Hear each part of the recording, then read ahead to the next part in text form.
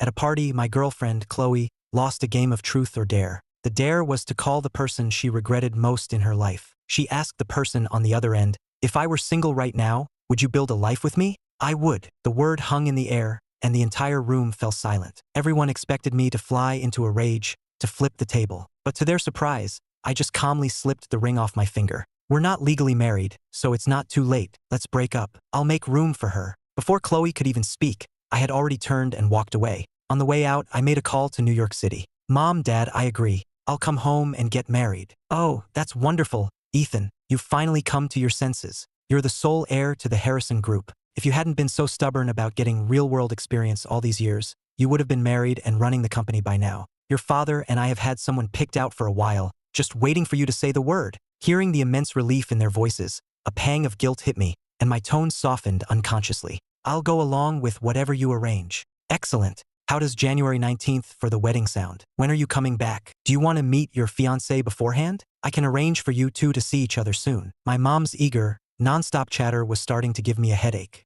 I didn't care who I was marrying and had no interest in it, so I cut her off. "I want to come back to the family and help you both as soon as possible. The marriage is just a part of that. There's no need to meet. Just arrange the wedding, and I'll be back the day before." Just as I finished speaking, the bedroom door was pushed open from the outside. Hearing the noise, I instinctively turned my head and saw Chloe walking in with a frown. "A wedding? What wedding?" Facing Chloe's confused expression, I calmly ended the call and made up an excuse. "A friend is getting married. He asked me to be a groomsman." Hearing this, the tension on Chloe's face eased, and she didn't ask any more questions. I placed my phone on the table and went into the bathroom. A moment later, the sound of the shower started, and the phone on the table began to buzz. Hearing the incessant ringing, I hesitated for a moment before tapping the screen, where a message from Sean Miller popped up. "Do you still remember what we said back then? You're not actually thinking of marrying Ethan, are you?" The words made my chest tighten, and my hand paused for a second. I gently swiped up, and the message Chloe had sent just 10 minutes earlier came into view.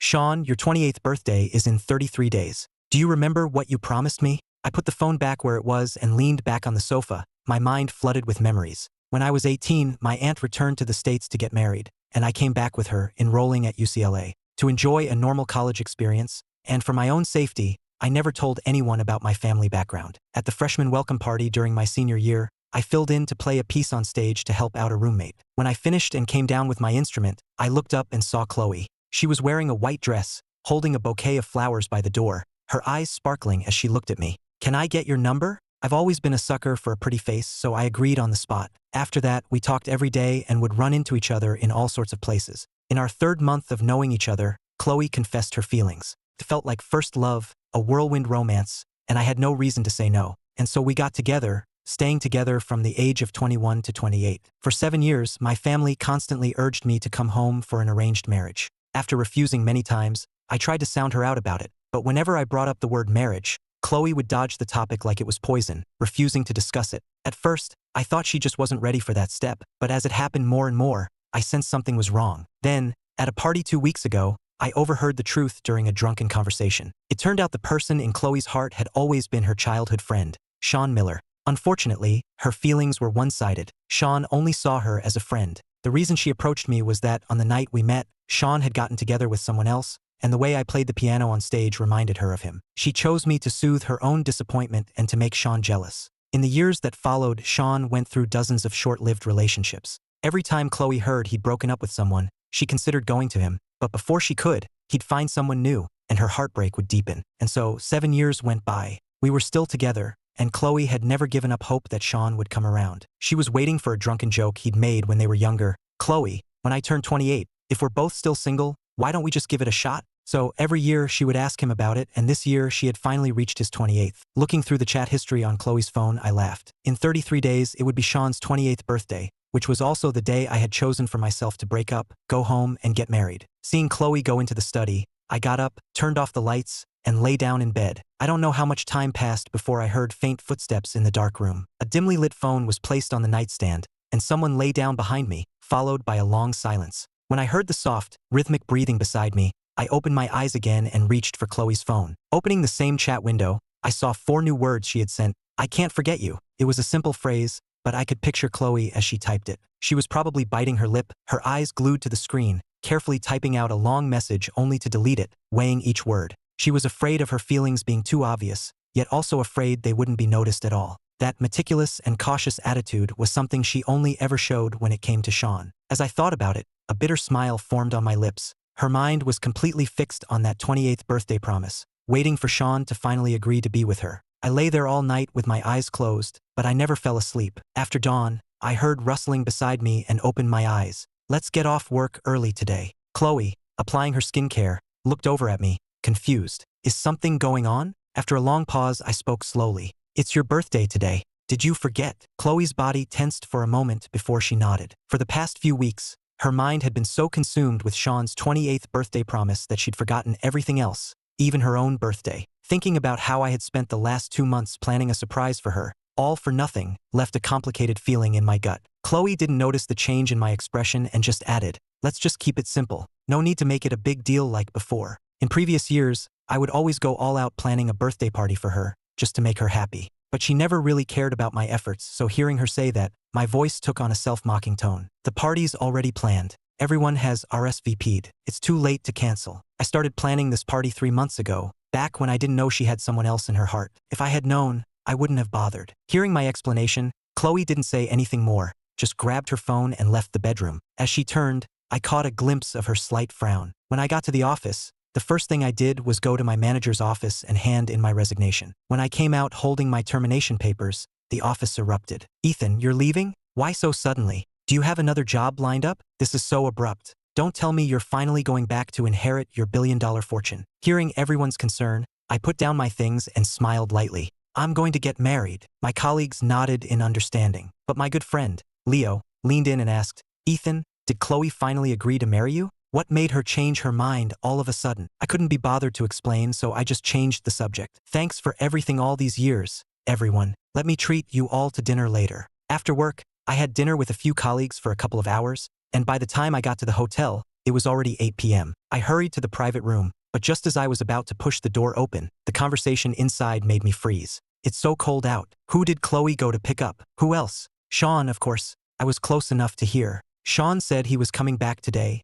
and she eagerly went to get him." "For real? Chloe must be ecstatic then, right? It's her 28th birthday today, and in a little over a month, Sean turns 28 too. He's coming back now. He's not actually here to fulfill that promise, is he?" "I heard Sean is single again, so it's very likely true. But if they really get together, what about Ethan? We've kept him in the dark for so long. It's been 7 years, and he doesn't even know who Sean is. Still completely devoted to Chloe. What can you do?" Chloe's head over heels for Sean. "If Sean agrees to the promise, Ethan is 100% getting dumped. It's just his bad luck. At least he doesn't have any powerful connections. So if they break up, he'll be easy to deal with. Even though he's been great to us and to Chloe all these years, we're Chloe's best friends, so we have to be on her side. If they do break up, let's not make it hard on Chloe. We can step in and give him a car or a condo or something as a sort of severance package." I stood there listening for a while without moving. Maybe because I had already decided to leave, I didn't feel as hurt as I had 2 weeks ago. In fact, I found it almost funny. Chloe wanted to break up with me,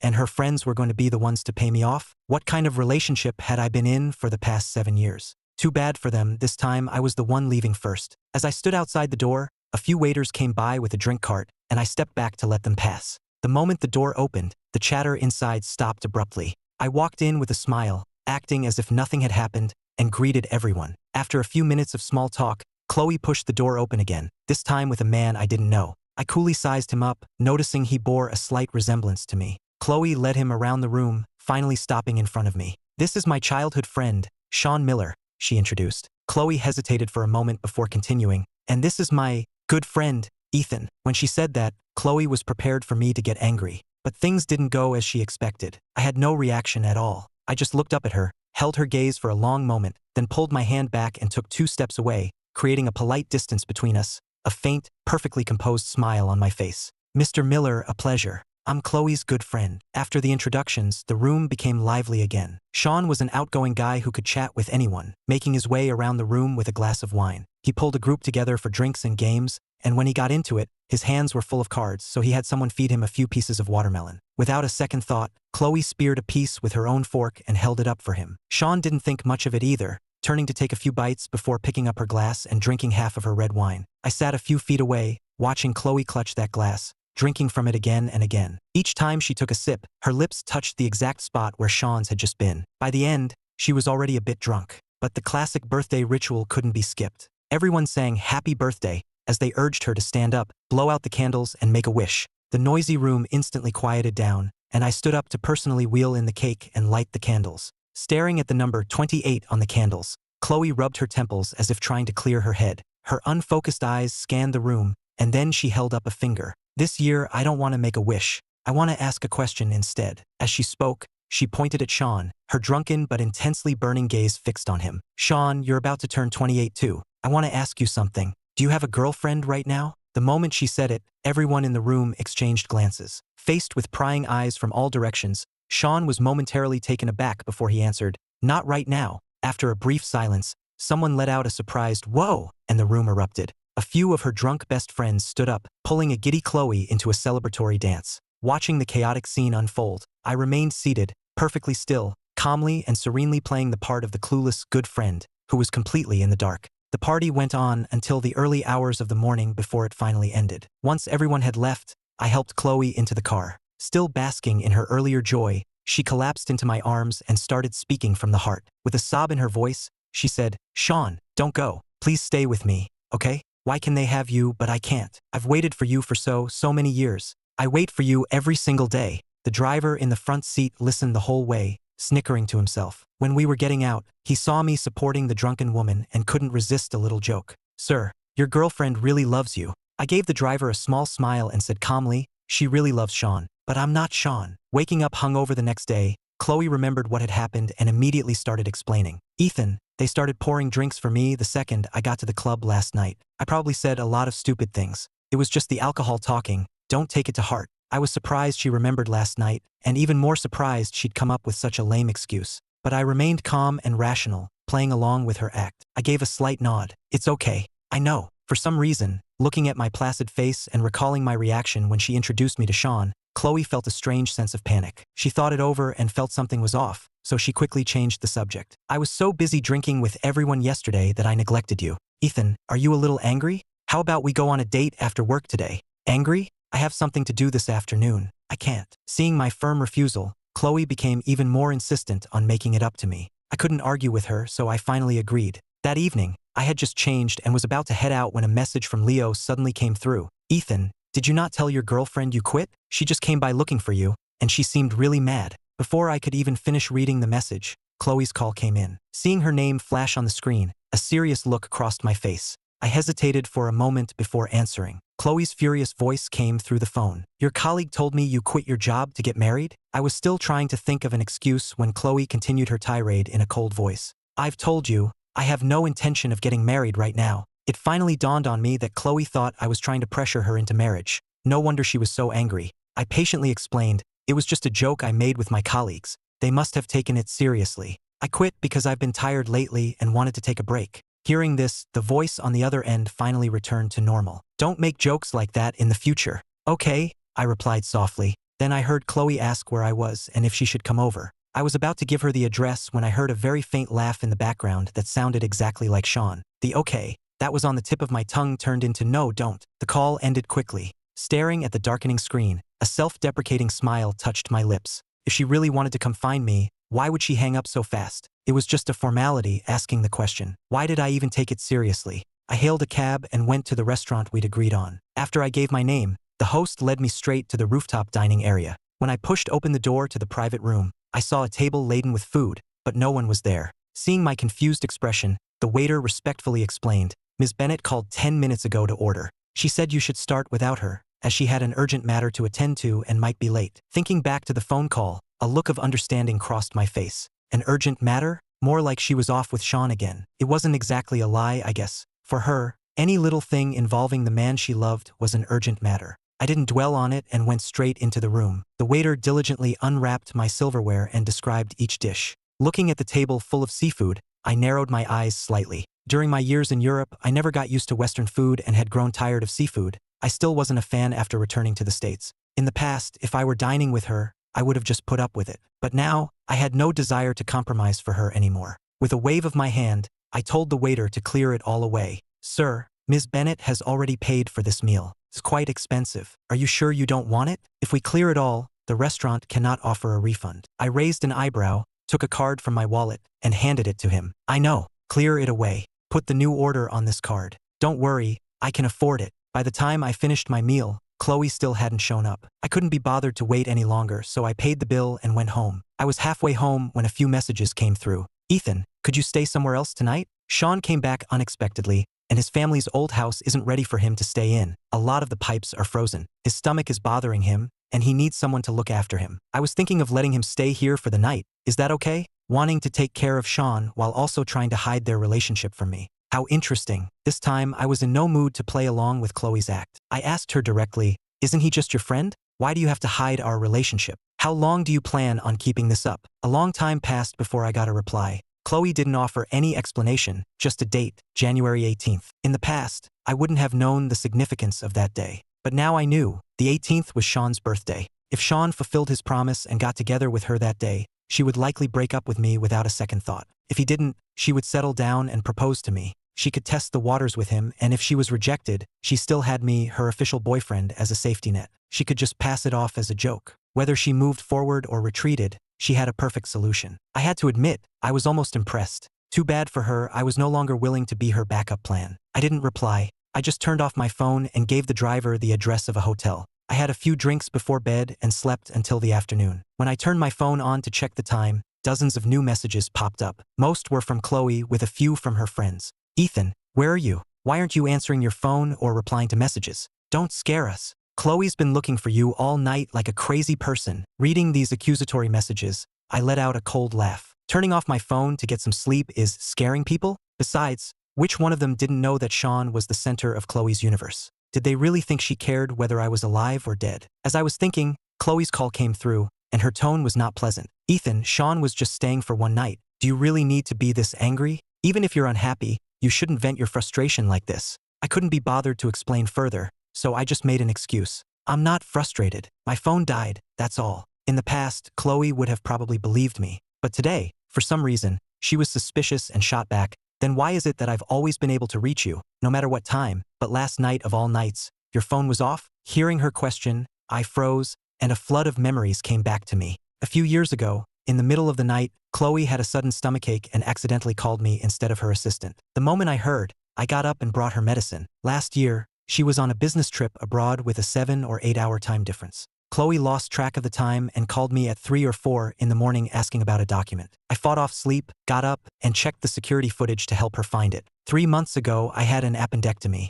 I was just out of surgery, still groggy from the anesthesia, when she messaged me saying she was craving bubble tea. I still asked a nurse to bring one back for her. One thing after another, they were all proof of how much I loved her. But no matter how much I gave, she never saw it. Thinking of this, an uncontrollable note of self-mockery crept into my voice. I was just afraid you might need me and I wouldn't be there. Yesterday, I guess you didn't need me. Hearing my ambiguous tone, Chloe felt a tremor deep inside. In our 7 years together, I had always accommodated her, always listened to her. We had never once had a real fight. When she didn't want to explain things, I never pressed her. Even when I was a little upset, a few sweet words from her were enough to make it better. From daily life to dates and dinners, I took care of her in every way. If she were being honest with herself, Chloe had to admit that I was a nearly perfect boyfriend. Remembering how good I had been to her, her tone softened. I get it. I was just so worried about you. That's why I sounded so harsh. I'm sorry, Ethan. Where are you now? I'll come find you. I didn't want to see her right now, so I just said, don't bother, and hailed a cab to go back. As soon as I got home, the housekeeper told me Chloe had just left. I didn't need to guess. She was probably called away by Sean again. The faint scent of men's cologne still lingered in the air. I didn't ask where she went, just quietly told the housekeeper to open the windows to air the place out. For the next 2 weeks, I didn't see Chloe at all. It was as if I had forgotten I even had a girlfriend. I didn't call, didn't text. I knew exactly where she was through Sean's Facebook posts, but I had no desire to question her or figure out what she was thinking. For me, every day was just a countdown. I had no energy to waste on someone I was destined to say goodbye to. On New Year's Eve, it started to snow. I was in a good mood and spent the evening watching movies by the floor-to-ceiling window. Around midnight, as fireworks exploded outside, I felt tired and leaned back in my rocking chair, scrolling through Facebook. The front door, which had been quiet all night, suddenly creaked open. I pushed myself up from the chair and saw a completely drunk Chloe stumble in. She staggered inside, dropped a pile of shopping bags on the sofa, and started unwrapping them one by one in front of me. I just bought these 2 scarves. It's snowing so hard outside. Ethan, are you cold? Ethan, this is a Rolex I bought a few days ago. It's your New Year's gift. Do you like it? As she spoke, Chloe shoved all the gifts into my arms. I felt too warm and took off the scarf, and then she started grabbing my hand and apologizing. I'm sorry, I've been so busy these past few days, I didn't have time to come see you. Are you mad at me again? And about last time, I shouldn't have stood you up. Ethan, please forgive me, okay? Let's be good from now on. As she said this, Chloe leaned in, trying to kiss me. I couldn't stand the smell of alcohol on her and had no idea what was going on in her head, but I managed to coax her into the bedroom. After she fell asleep, I cleaned up the bags scattered across the living room and picked up my phone. My Facebook feed was filled with couples posts, but the one that caught my eye was Sean's. He had posted a 9-photo grid of him and a girl in the snow, with an interesting caption, "First snow, a time for meeting someone new, someone right, someone you like." Seeing that post, all my questions were answered. No wonder Chloe had come back drunk and was suddenly trying to make amends. Her crush had a new girlfriend, of course. Why else would she remember her old boyfriend? A flicker of irony crossed my eyes. I unclasped the watch from my wrist and tossed it onto the table. For the next few days, Chloe was like a different person. She didn't go anywhere, just stayed at home, saying she wanted to spend time with me. When my stomach was upset, she stayed by my side and made me congee. When I glanced at a travel ad for a second too long, she started planning a trip for us after the new year. Perhaps her heart had been broken, because she was treating me with more care than ever before. But I was no longer moved. I just quietly watched Chloe play the part of a perfect girlfriend, watching her run around frantically over a few words from me, and I felt no guilt at all. In this final stretch, let all her efforts be a repayment for the past. With that thought, my conscience felt even clearer. After the snow stopped, my mother sent me photos of several tuxedos, asking which one I liked. I held up my phone, zooming in on each picture to examine the details. I must have been too focused, because I didn't even notice Chloe tiptoeing up beside me. It wasn't until she snatched the phone from my hand that I turned and saw her face instantly darken.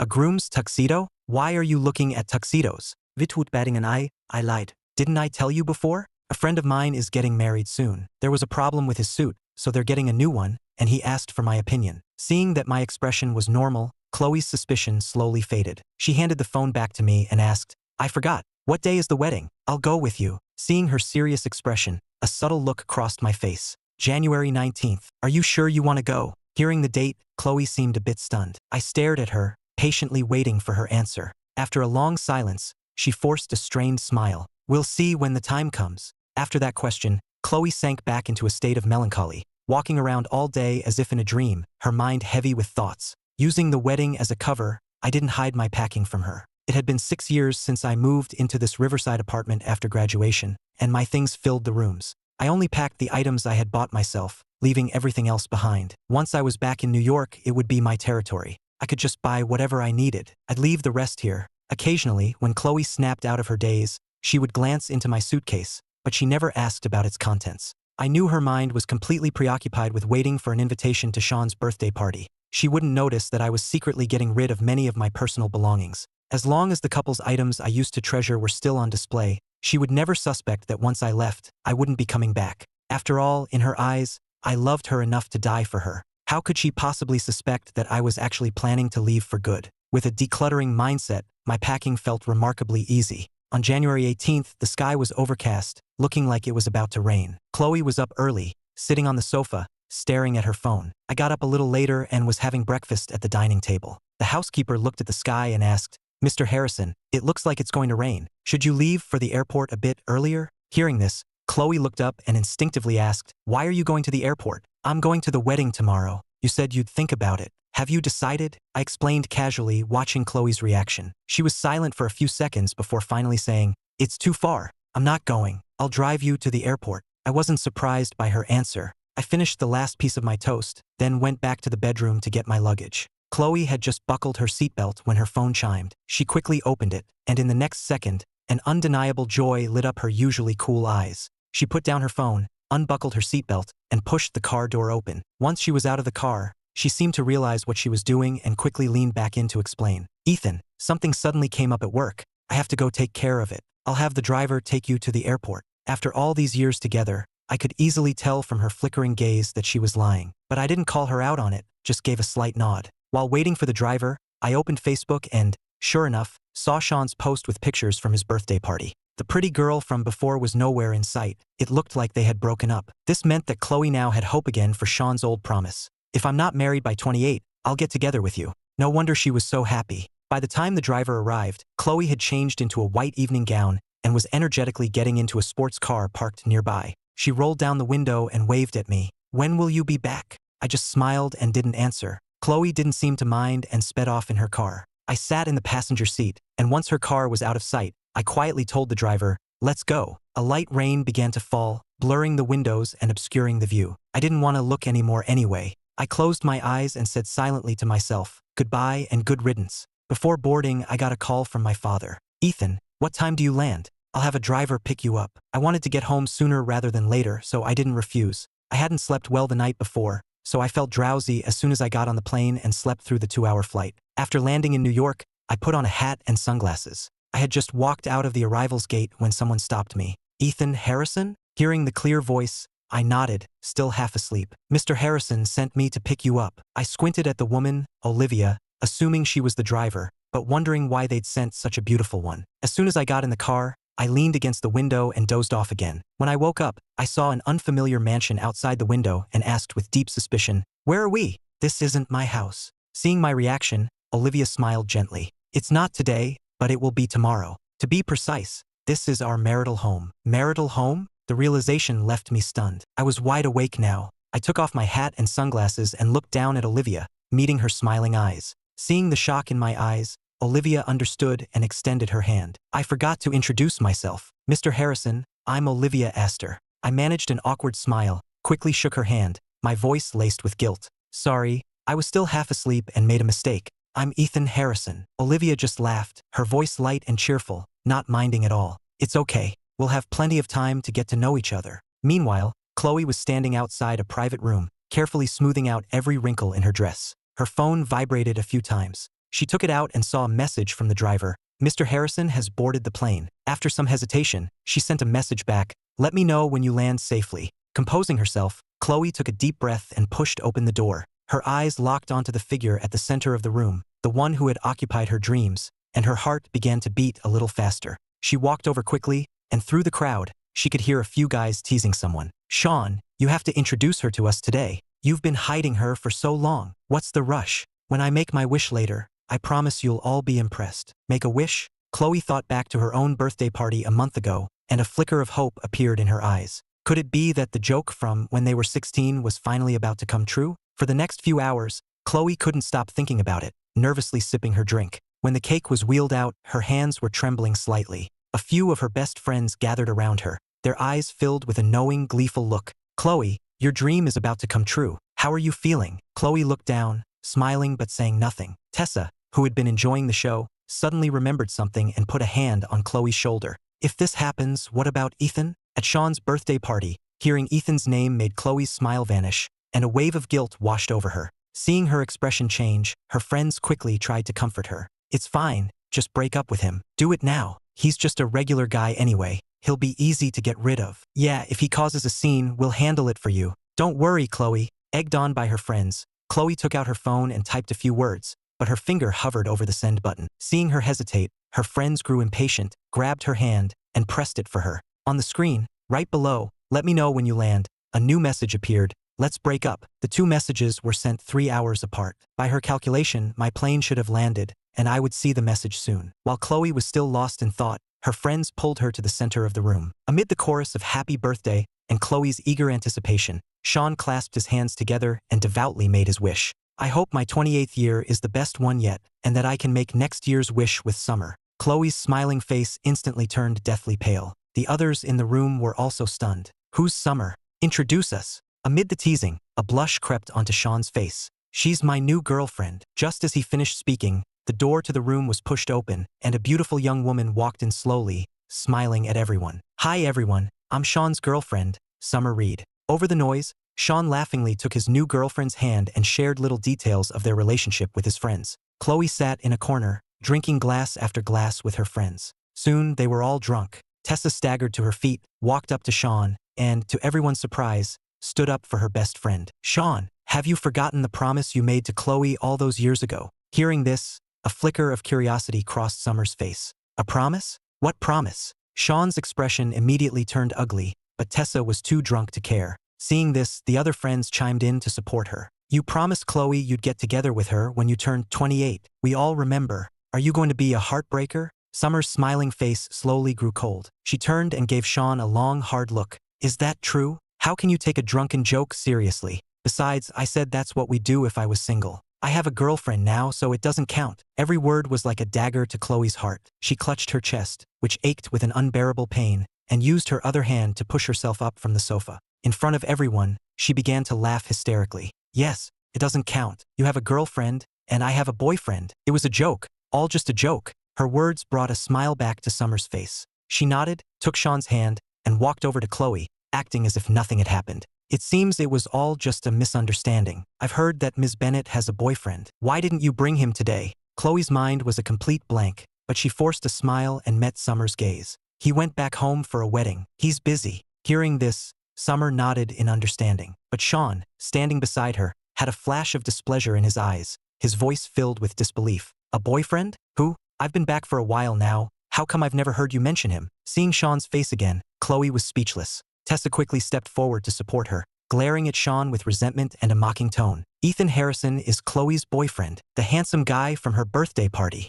Him. Sean remembered that night, how I had smiled and called myself a good friend. Something felt off and he instinctively questioned it. But they both said they were just good friends that day. It was just a lover's quarrel. Sean, you've been in so many relationships, you don't understand that. Her words made Sean's face flush red and then turn pale. He shot Tessa a look, unable to swallow his pride. It's because I've seen so much that I'm asking. Since you all say he's her boyfriend, why don't I give him a call? It'll be a good chance for me to get to know my new brother-in-law. In an instant, the faces of Chloe and her friends darkened, as they all remembered the breakup message she had just sent. Just by looking at their expressions, Sean knew he was right. He pulled out his phone, found my iMessage, and made a FaceTime audio call. The women, knowing they were about to be exposed, tried to snatch the phone, but Summer protectively blocked them. Sean, going all in, turned the volume to maximum and put the call on speaker for everyone to hear. The room fell silent, with only the sound of the ringing. Chloe's hands were clenched into tight fists inside her sleeves. She prayed silently, begging me not to answer the call, begging that I hadn't seen her message yet.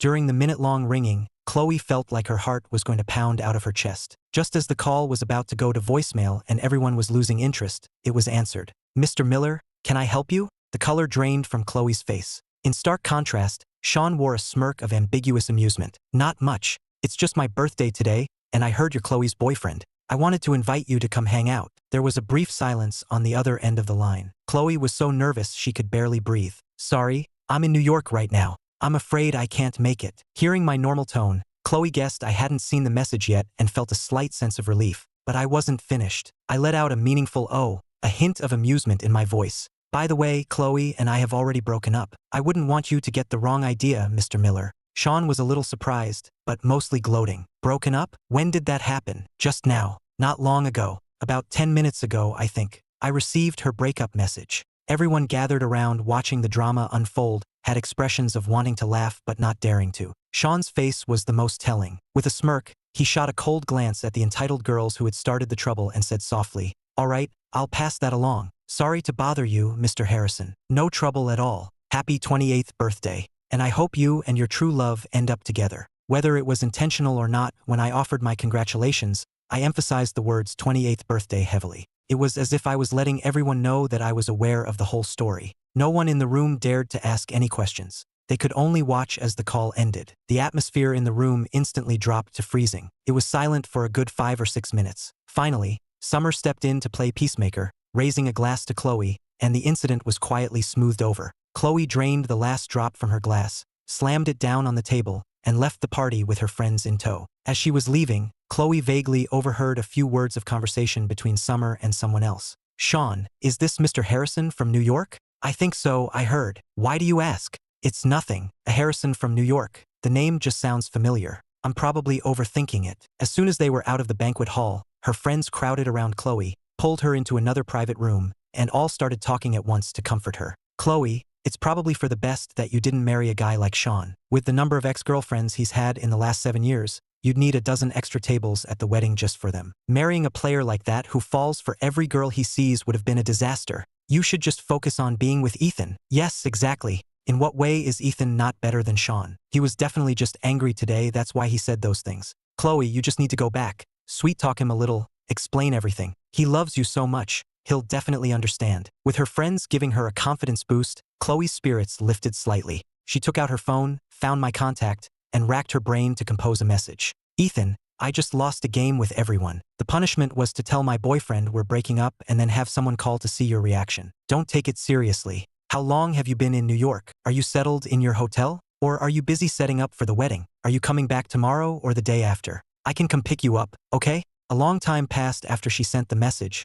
but there was no reply. Chloe stared at the screen, her heart pounding with panic. Her friends exchanged a look and quickly tried to distract her. Hey, it's a wedding, he's definitely swamped. Don't overthink it, Chloe. Ethan will reply when he has a free moment. If he's really mad, worst case, we'll all go to New York with you tomorrow and apologize in person. When I received Chloe's message, I was in the room with Olivia, who was trying on her wedding dress. I opened the message and couldn't help but laugh out loud at the first line. To come up with an excuse like that on the spot, she really was quick-witted. Too bad I didn't believe a single word of it anymore. I could just imagine the scene. Chloe, publicly rejected by Sean, trying to save face by crawling back to me. Thinking about that bizarre phone call, the real-life drama must have been even more spectacular. In that moment, I felt a pang of regret that I couldn't have witnessed it in person. I let out a soft sigh. Olivia, who was adjusting the hem of her dress, looked up. What's wrong? You don't like this dress? I can have them send over new ones. No, it's not that. It's just a shame that getting married made me miss some good drama.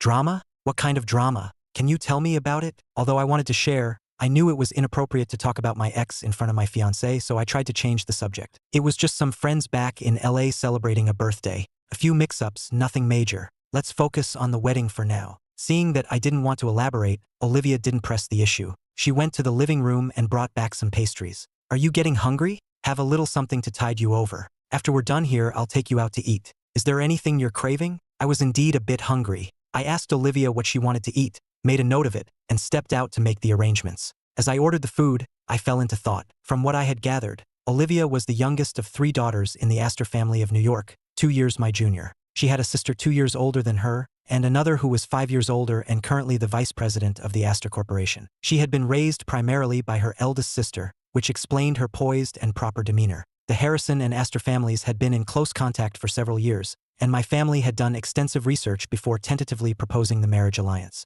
According to my mother, Olivia had agreed after just one look at my photo, apparently quite pleased with me. I didn't buy that story. After all, I had ended my last relationship and come home to get married with the serious intention of contributing to the Harrison family. I hadn't given this arranged marriage any real thought from the beginning, figuring if it worked, and if not, we'd get a divorce. It certainly wasn't the love at first sight my mother described. However, after spending the afternoon together, while we were still far from familiar, I could tell from the small details that this fiancé of mine was a good person. Her looks were, of course, top tier, and her temperament, from what I could see, was gentle and kind. She was organized, thoughtful, and had a good understanding of social graces. Overall, I was satisfied with this heaven-sent fiancé, and even a little pleasantly surprised. It seemed my parents' judgment was pretty good after all. After a night of drinking, the first thing Chloe did when she woke up was check her phone to see if I had replied. More than a dozen hours had passed, and the chat window was still empty. Chloe rubbed her eyes hard and, in a fit of frustration, threw her phone against the wall.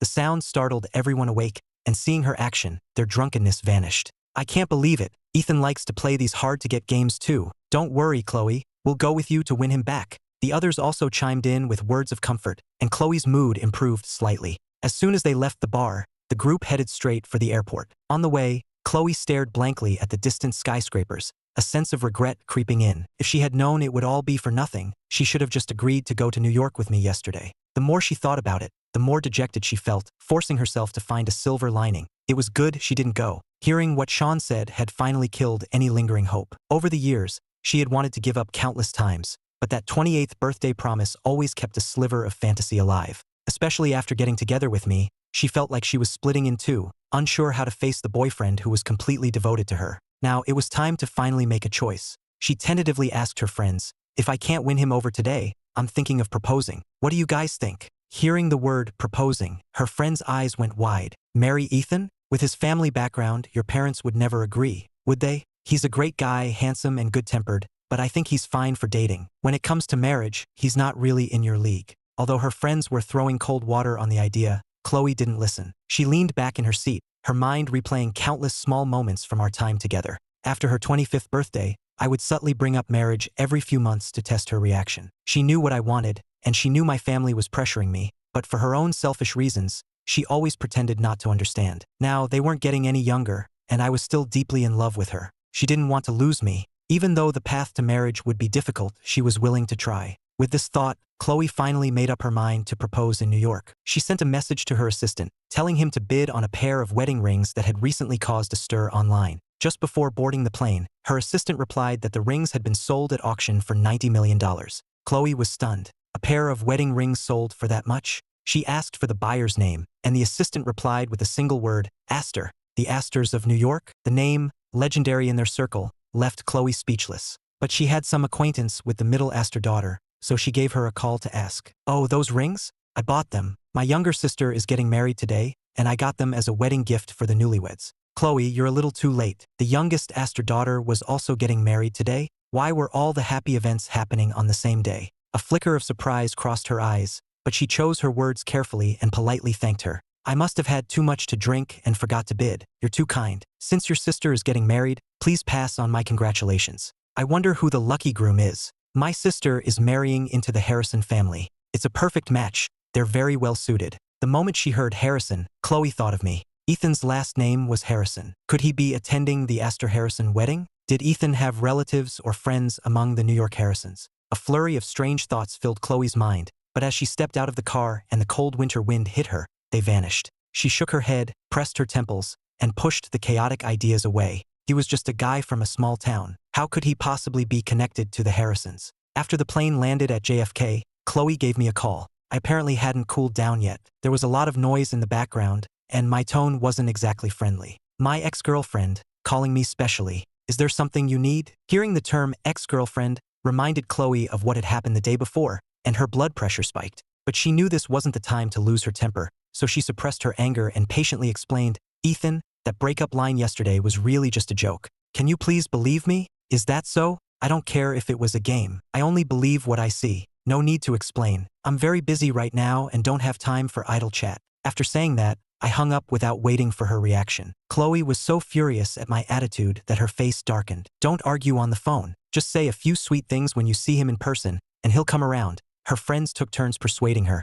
and Chloe's expression finally softened. Take us to the Crestwood estate. After the words, the Crestwood estate, were spoken, everyone realized something was off and exchanged glances. Wasn't that one of the most exclusive venues in the Hamptons? The kind of place frequented by people so powerful their slightest whisper could shake entire industries. Ethan's friend was having their wedding reception there? Chloe's heart began to pound. The thoughts from before she boarded the plane started creeping back. Could it be? Was Ethan actually a distant relative of the Harrison family? At 10:30, the wedding was about to begin, and guests were taking their seats. I stood on the rooftop terrace. The wedding had been planned and designed entirely by Olivia, and it was incredibly elaborate. I realized my mother's words hadn't been an exaggeration. If anything, she'd been modest. For a Harrison Astor wedding, you'd expect every prominent family in our circle to attend, but even at full capacity, that would be 700 or 800 tables at most. Why would they need such a massive venue? Although the sun was out, it was still winter, and there was a chill in the air. For the guests' comfort, countless outdoor heaters had been set up, flower arrangements made from blossoms flown in from Europe adorned every surface,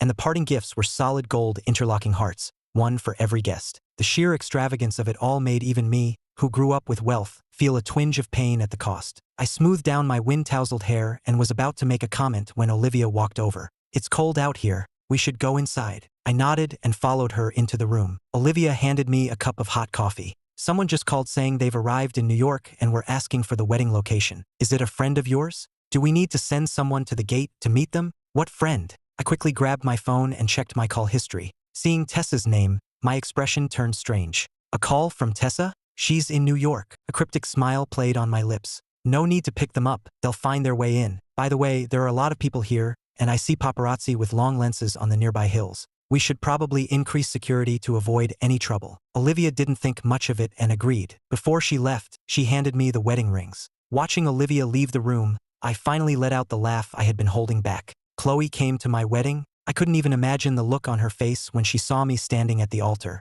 I opened the ring box in my hand and froze when I saw the rings inside. I had seen this exact pair in a magazine 2 months ago and had even shared it with Chloe. Back then, I was imagining the day I would get down on one knee and propose to her. Who would have thought that just 2 weeks later, I would find out about her and Sean? The wedding and the rings I had longed for, I now had them both. As for the bride, changing her was for the best. To this day, I feel no nostalgia for the past 7 years, only relief. At 11 a.m. sharp, the wedding began. Under the watchful eyes of everyone present, Mr. Astor walked his daughter down the aisle and placed her hand in mine. After completing the initial parts of the ceremony, it was time to exchange rings. Just as Olivia picked up the ring to place it on my finger, a commotion erupted from the audience. I looked toward the sound and immediately saw Chloe. She was frantically pushing past people trying to stop her, her eyes fixed on the stage. Her friends were right behind her, shouting my name. The sudden disruption captured everyone's attention. All eyes darted between the stage and the disturbance. Despite the malicious glares from all around,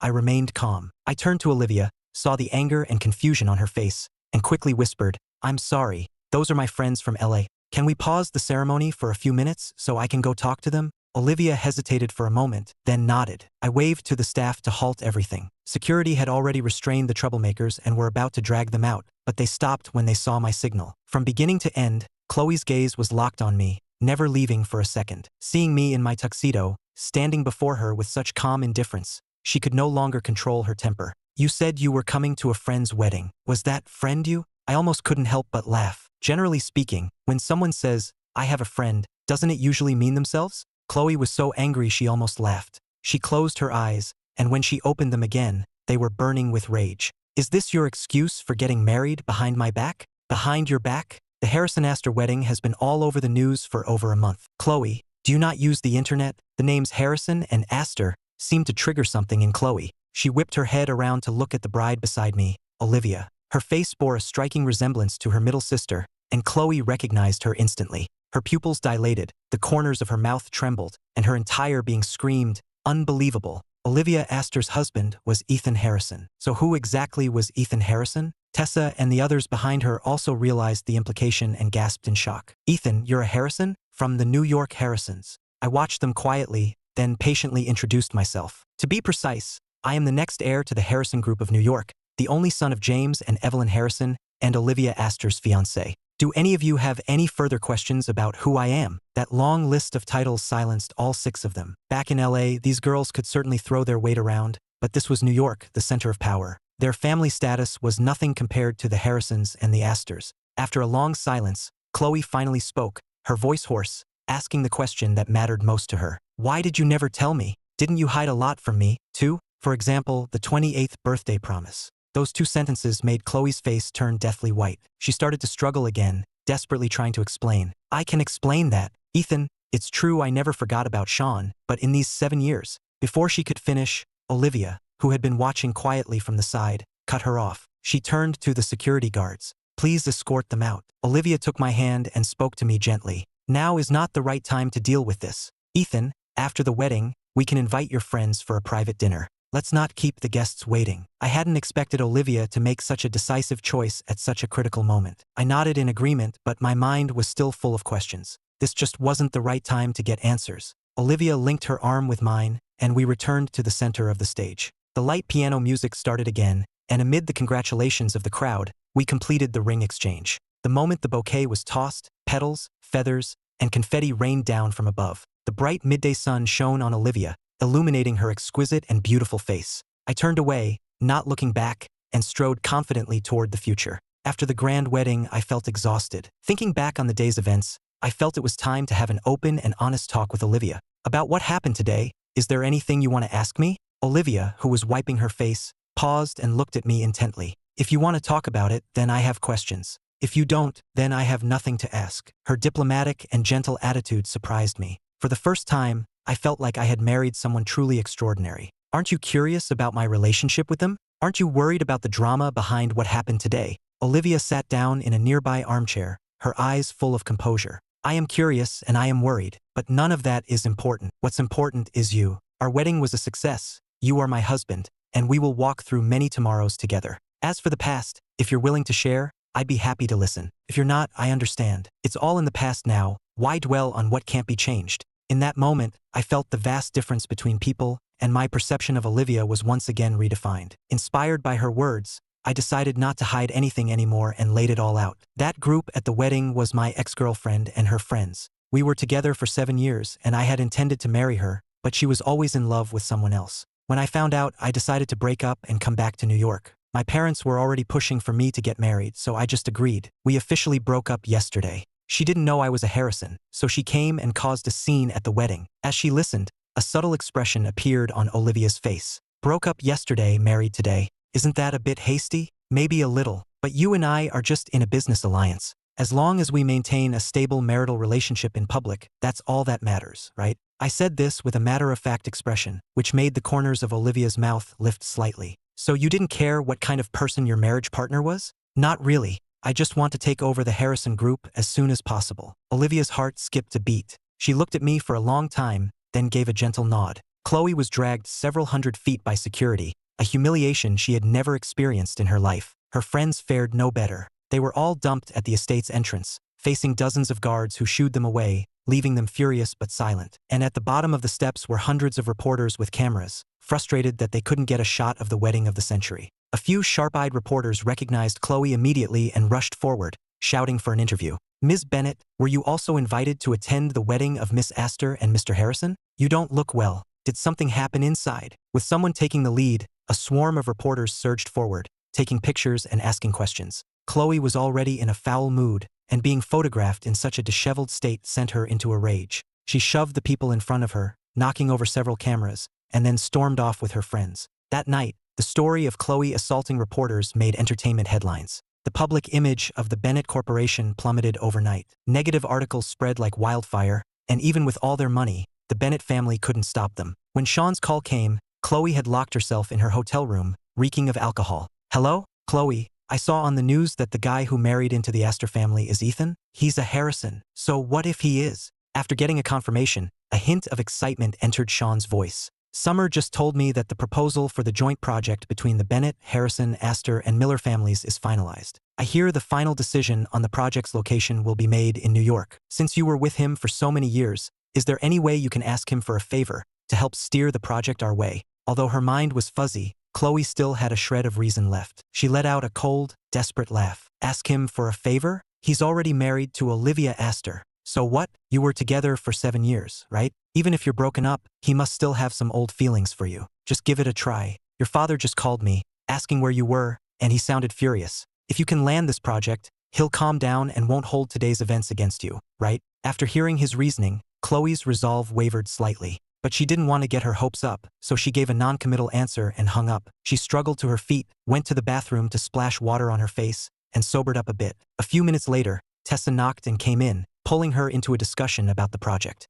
Chloe leaned back on the sofa, her gaze cold as she stared out the window, her mind in turmoil. This project was a huge prize, with powerful factions from New York, LA, and elsewhere all vying for it. The 4 major LA families had teamed up specifically to secure it. And according to the intel they had gathered, the person in charge of the project was almost certainly Diana Harrison, my aunt. If she could use me to get a connection to her, it would indeed make things much easier. After a long period of thought, Chloe decided to give it a try. Not just for the project, but for her own selfish reasons. She wanted another chance to see me. The day after the wedding, after getting our marriage license, I went straight to the Harrison Group headquarters to start as vice president. To help me get up to speed quickly, my father assigned me several of his top executive assistants. I spent the entire day reading reports and finally got a general sense of the company's internal situation. When I finally looked up, I realized it was already dark outside, 8 p.m. My office was the only one in the entire building with its lights still on. What are you doing here? Olivia smiled gently, a hint of resignation in her voice.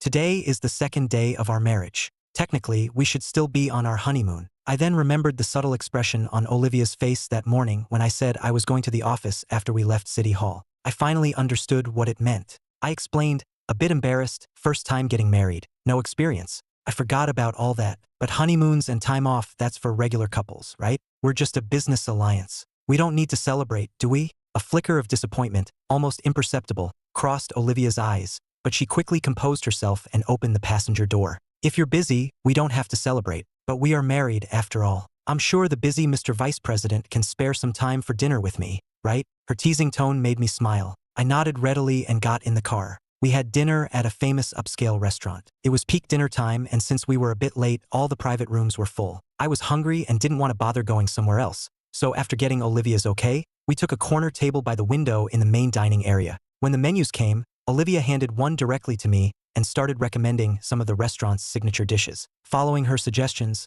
I ordered 4 or 5 things I liked and then passed the menu back to her. But Olivia didn't order anything else. Are you sure you don't want to order a few more things? My tastes can be a bit particular. You might not like what I chose. She smiled and shook her head, her eyes twinkling as she looked at me. Since we're a married couple, we'll be eating at the same table every day from now on. The things you like, I should naturally try them and learn to like them too. We got married, we didn't sell our souls. We still have the right to choose our own food when we eat. You don't have to overthink it. If you have something to say, just say it. We can discuss things. We can discuss anything? Yes. Then, can we discuss not canceling the honeymoon? Seeing her serious expression, I thought she was going to make some big request. I was a bit surprised when the word that came out was honeymoon. You really want to go on a honeymoon? I've been busy with this wedding for a long time, and I'd like to take a proper break. Besides, both our families hope we'll get closer quickly, and I think a honeymoon is a great opportunity for that. Don't you? Hearing the sincerity in her voice, all the excuses I had prepared got stuck in my throat. To be fair,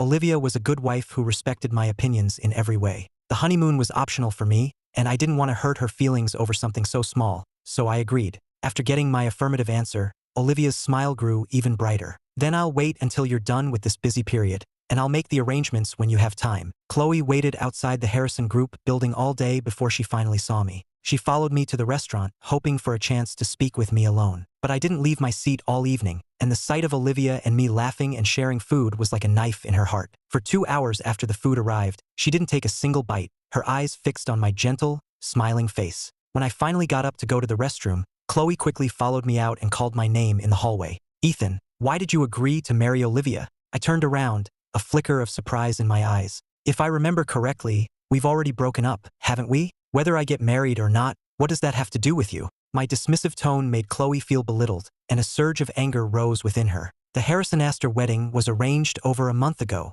We hadn't even broken up then. You had already found your next partner. I crossed my arms and glanced at her, my voice flat. Yes, I decided a month ago to come back to New York and get married. But what do you have to be angry about? You've been planning for 7 years to break up with me on Sean's 28th birthday. Is it wrong for me to plan my own exit a month in advance? My words left Chloe speechless. She clenched her fists, swallowing the bitterness and regret welling up in her chest, and tried to defend herself. It's not what you think with him. I knew he didn't like me back, but after knowing him for so many years and with that promise, it just became an obsession. I did want to build a real life with you. On the way to New York, I was ready to propose to you. I had even picked out the rings. Ethan, can't you just believe me this once? You only remembered your backup plan after he completely rejected you, right? Too bad, I'm already married. Chloe, you should go propose to Sean. Maybe he'll say yes. My voice was dripping with undisguised sarcasm, which only seemed to cause Chloe more pain. She stepped forward to grab my hand, but I moved away. I was never in love with him. I was foolish before. I didn't see him for who he really was. It wasn't until after that birthday party that I realized, over these 7 years, I've gotten used to having you by my side. I really did want to marry you. I used to think that even though she was playing both sides, there was still a shred of sincerity in her. But now, hearing her words, I just felt disgusted. You hate Sean for not accepting you, for treating you like a backup. You probably think you're a saint for waiting 7 years for him, so moved by your own devotion, right? But while you're hating him, have you ever considered that you're no different from him? He won't commit to you and strings you along, so you, feeling resentful, string me along. You're two of a kind. Why are you putting on this act for me? Pretending you were just naive and full of regret. In an instant, all the color drained from Chloe's face, leaving it completely pale. I didn't care how she felt and had no desire to continue this entanglement. I turned to walk back to the dining hall. As we passed each other, Chloe couldn't stop herself and grabbed my arm. My patience had reached its limit, and I yanked my arm away. During the struggle, the old, poorly maintained chandelier overhead creaked and then came crashing down, heading straight for me. In that split second of danger, Chloe instinctively pushed me aside. With a loud crash, the heavy iron fixture slammed onto her shoulder. I, having been pushed several feet away, ran right into Olivia, who was rushing over. I couldn't help but look back and saw Chloe on the floor. She was curled up in pain, clutching her right shoulder, her face flushed red from the agony. Waiters rushed over to check on Chloe's injuries. Olivia, frowning, asked if I was hurt. After confirming I was fine, she breathed a sigh of relief and helped me leave the chaotic scene. Watching the two of us leave hand in hand, Chloe, lying on the floor, bit her lip so hard she drew blood, trying not to make a sound, but a sob escaped her throat. She closed her eyes in despair as memories of me flooded her mind. When her stomach problems flared up, I would stay by her side, contacting doctors and constantly checking on her condition. When she bumped into a wall and bruised her arm, I would immediately boil an egg to gently rub on the bruise. When she couldn't sleep at night, I would fight off my own drowsiness to listen to calming music with her and make her a soothing soup to help her sleep. In the past, Anything that concerned her, I took to heart. Now, she was seriously injured trying to save me, and I showed no reaction at all, brazenly walking away with someone else. It was only in this moment that Chloe finally believed that I was no longer the person she knew. I no longer saw her as my one and only, and I no longer loved her. After we got home, my nerves finally started to calm down. I lay on the sofa, sipping hot tea, still a bit shaken by what had just happened. I was about to vent to Olivia when I turned and saw her kneeling beside me with a first aid kit. "I'm not hurt. What are you doing with the first aid kit?" Olivia didn't answer, just pointed to my ankle. "Here." I followed her finger and saw that a small piece of skin on my heel had been scraped by a shard of glass. Olivia took a cotton swab, dipped it in alcohol and said, "This might sting a little." I would normally never pay attention to such a small cut, so seeing Olivia make such a fuss over it made me a bit embarrassed. "It's just a scratch. It'll be fine even if we don't treat it. Don't worry so much." Despite my words, the moment the alcohol touched the wound, I still sucked in a sharp breath. After disinfecting it, Olivia put a bandage over the cut. "I'll have someone send over some waterproof covers. Remember to use them when you shower for the next couple of days, and be careful not to get the wound wet. If you go out, just wear slippers." I left home at a young age to live with my aunt. After returning to the States, I spent 4 years in college and 6 years in a relationship, all on my own in a different city. This was the first time anyone had made such a big deal over a tiny scratch on me. Surprised, I tried to lighten the mood with a little joke. "No need to go to all that trouble. The cut will probably be healed by the time your stuff arrives." Olivia looked up, her eyes fixed on me with a seriousness I had never seen before. "The reason you got hurt today was because of my oversight. I'm responsible. Any wound, no matter how small, hurts. After such a scare, I don't want you to be in any physical discomfort, which is why I'm being a bit fussy. But being extra careful is never a bad thing. Just listen to me this once." I don't know if it was the sincerity in her voice or the flicker of self-blame in her eyes, but something in me stirred. I couldn't meet her gaze, so I looked down and gave a slight nod. After Olivia left with the first aid kit, I got a call from Tessa. "Ethan, how can you be so heartless? Chloe got seriously hurt saving you, and you're not even going to come see her." Listening to her baseless accusations, I had no intention of taking the blame. I let out a cold laugh. If she hadn't been harassing me and refusing to let go, the chandelier wouldn't have fallen on me in the first place. She brought this on herself. How is that my fault? Regardless of how it happened, she still pushed you out of the way at a critical moment. Do you really not have any lingering feelings for her at all? I had to admire her shameless ability to twist the truth. I couldn't be bothered to argue with her anymore. Glancing at the bandage on my ankle, I told a lie. "I'd like to go see her, but my leg is injured too. I can't leave the house right now." There was a silence on the phone for about 10 seconds, then she cleared her throat, her tone softening. "If you can't come, you can't come, but a debt is a debt. How about this? I hear the launch gala for the Apex project is in a month. Have your secretary send over a few invitations, and we'll call it even." So that was her plan. I couldn't help but chuckle, then casually agreed. After hanging up, I sent a few messages to my aunt, asking for details about the project, and then asked her to send over some invitations the next day. For the next few days, Olivia followed me everywhere I went. At first, I tried to convince her to go do her own thing, but she always shut me down with the honeymoon excuse. Gradually, I discovered that whenever Olivia was around, no matter what work problem I encountered, she always had valuable input. I got used to her presence, and by spending so much time together, we quickly became comfortable with each other. When I had to work late, Olivia would sit beside me with her laptop, quietly doing her own work. If she had to go out, she would always let me know first. On our days off, she would take me on dates, showing me many new and interesting places and things. 2 weeks later, for the holidays, the Harrison and Astor families decided to get together to celebrate. The two large families, more than a dozen people in total, sat together, chatting animatedly, with the conversation always circling back to the newlyweds. My mother looked at Olivia and me sitting beside her, her face full of contentment, and sighed. Ethan's stubborn streak is just like his aunt's. After he graduated, I told him to come back to New York, but he refused, insisting on making it on his own out there. I couldn't do anything with him. "Olivia, dear, if he does anything wrong, you'll have to be patient with him." My mother complaining about me in front of everyone made me a little indignant, and I was about to defend myself. But Olivia placed a freshly peeled orange in my hand and said with a smile, "Mom, you're being too harsh. Ethan isn't stubborn. I think he's very independent and has his own mind. In the future, working with his aunt, he'll surely be able to carry the weight of the Harrison family. I'll have to learn a lot from him then, so I don't hold him back." After she spoke, the Astors also chimed in with praise, flattering my mother until she was beaming with joy. "As long as you two get along, we elders are happy. And if you could have a child soon, we'd be even happier." Hearing this, the other elders joined in the teasing. The tips of my ears turned bright red. Olivia noticed my expression change and quickly made an excuse to pull me out into the garden. The cold winter air helped my face return to its normal color. A small smile played on Olivia's lips as she changed the subject. Are you going to that gala tomorrow night? I should. Chloe's invitation came from me, so I need to go keep an eye on her and see what she's planning. Are there any extra invitations?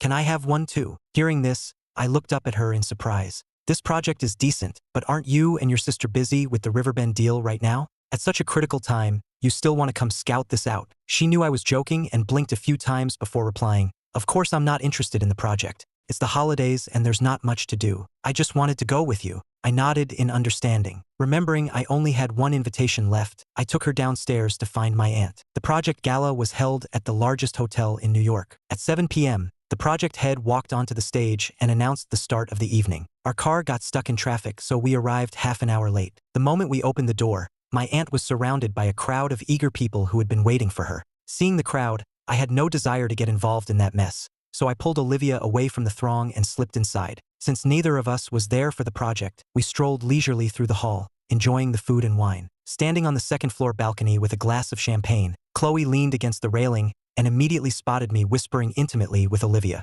Over the past month, she had done a lot of thinking and had given up on me. I was a Harrison, married to an Astor. She couldn't afford to offend either family, so she had been telling herself to let go of the past and accept reality. But after all that mental preparation, seeing the two of us in front of her, acting so intimately, she still felt a surge of resentment, and her face instantly darkened. Sean, standing beside her, followed her gaze. His eyes lit up when he saw me, and he pulled Summer downstairs. Seeing this, Tessa pulled Chloe along with them. The four of them made their way through the crowd and stopped in front of me. Olivia, long time no see. I heard you just got married. Congratulations. Thank you. After those two words, the atmosphere turned cold again. Summer didn't know what else to say, so she gave Sean a look. Sean quickly stepped forward and waved at me. Ethan, my man, remember me? We met a couple of months ago. Mr. Miller. Long time no see. Hearing my voice, Chloe finally looked up, just in time to meet my cold, dismissive gaze. Ethan, long time no see. I heard you were injured that day. Are you better now? Thanks to you, I've recovered quite well. My meaningful tone made Chloe's heart tremble, and a look of guilt crossed her face. She instinctively wanted to explain, but before she could speak, Olivia cut her off. Ethan and I are here with his aunt for the gala. I didn't expect to run into you here, Summer. Coming all the way to New York during the holidays? Is there something you need? Hearing this, Tessa quickly nudged Summer's arm, signaling her to seize the opportunity. Our families are also interested in the Apex project, so we thought we'd come check it out. I heard Ethan's aunt is in charge of the project. Olivia, I was wondering if, for old time's sake, you could help us with an introduction. Olivia didn't answer right away. Instead, she looked up at me as if asking for my opinion. After we exchanged a look, Olivia finally spoke. Ethan and I would like to help, but as you can see, my aunt is extremely busy right now. I'm afraid it's not a good time. The three of them exchanged a look, understanding that this was a rejection. Not wanting to cause trouble, they made some small talk and then excused themselves. Only Chloe remained, staring at me, wanting to say something but holding back. I had no intention of dealing with her, so I pulled Olivia and walked away. But she followed us like a lost soul, from the main hall to the second floor, and then out into the garden. Seeing that we were alone, Olivia spoke up. Ms. Bennett, you've been following my husband and me. Is there something you wanted to say? Chloe finally realized how inappropriate her behavior was and quickly apologized. I'm sorry, I've had too much to drink. I'm a bit confused and lost my way. Hearing this lame excuse, Olivia let out a small laugh, but her tone was icy. It's one thing to be confused for a moment, but don't stay confused forever. Ethan may be sentimental about old times, but I have no connection to the Bennett family. There are no old times to speak of between us. The underlying threat in her words made Chloe's heart sink. She knew that with the Astor family's power, a few casual words from Olivia could make the Bennett family disappear from LA overnight. Chloe didn't dare gamble her family's future by fighting with her, so she gritted her teeth, swallowed her pride, and returned to the hall. Ms. Harrison, your nephew and we go way back. Even if you won't do it for us, do it for him. Won't you just have this one drink with us? Although she didn't know what was happening inside, the moment she heard that sentence, she knew something was wrong and rushed in. She had just pushed through the crowd into the main hall, the words Ms. Harrison, I'm sorry, not yet out of her mouth, when she saw my aunt on the phone, calling security. In an instant, the entire hall fell silent. The other guests all turned to look at the four of them, their faces pale, with expressions of schadenfreude. Tonight is the launch gala for the Apex project, not a back alley for shortcuts. Since you all received invitations, I suggest you pay attention to the presentation that is about to begin, and don't try to pull strings like these individuals. Otherwise, if you get thrown out, don't say I didn't give you a chance. As a dozen security guards were escorting the four of them out, Olivia and I happened to be returning. We stood at the entrance for a long time, watching, then looked at each other, a smile in both our eyes. The host's voice came from the hall. It seemed the presentation was about to start. The troublemakers were gone, and I had no desire to stay. I pulled Olivia and said I wanted to go home. As always, she went along with my wishes. After sending a quick message to my aunt, we left. We had been staying at the family estate for the past few days,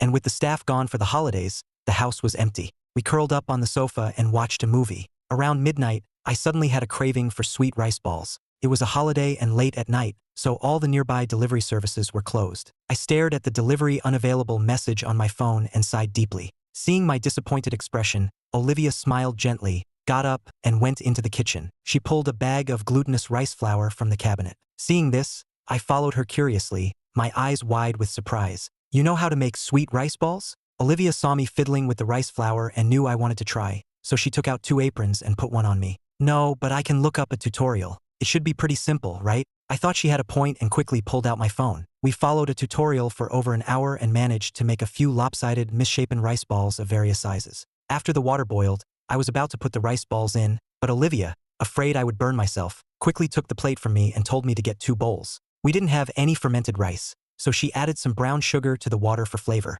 By the time the 2 bowls of sweet rice balls were ready, it was past midnight. I used a spoon to scoop up the biggest one and showed it off to Olivia. "I got the biggest one. Looks like I'm going to have good luck this year." Olivia watched me with a smile. I took a bite, and the smug look on my face froze for a second before returning to normal. "Does it not taste good?" My eyes darted around, and I nodded enthusiastically. Then I held the spoon out to her, urging, "It's delicious. Do you want to try?" Olivia only needed one glance to know that the plum-sized rice ball I had made was undercooked. But without a moment's hesitation, she leaned down and ate the remaining half. Seeing that she had fallen for it, I could barely contain my smirk and quickly covered my face with my hand. "Good, right?" But her face lit up with a look of genuine surprise, and she gave me a thumbs up. "Delicious. It's sweet and chewy, just how I like it." As she said this, her eyes sparkled, making me unsure if she was telling the truth. But I trusted my own taste buds. I put down my spoon, lifted her chin with one hand, and tried to look inside her mouth. Olivia quickly swallowed what was in her mouth, and by the time I managed to pry it open, there was nothing to see.